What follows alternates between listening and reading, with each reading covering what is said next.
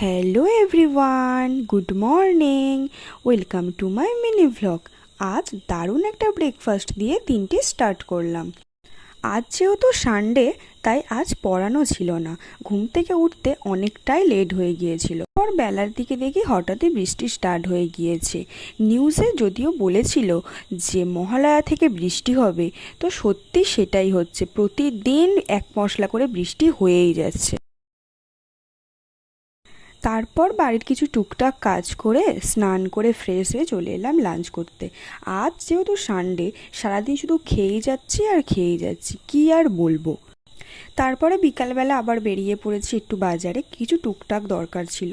দরকার তো কিছুই মেটাতে পারলাম না, উল্টে আবার সিঙ্গারা নিয়ে বাড়ি এলাম। শুধু শুধু কি বাড়ি আসা যায়, কিছু তো একটা কাজ মিটিয়ে আসতে হবে।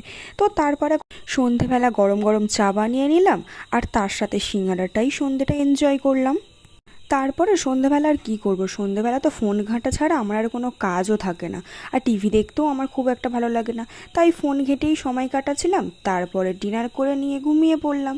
ব্যাস, এইভাবেই খেয়ে খেয়েই আজ দিনটা কেটে গেল।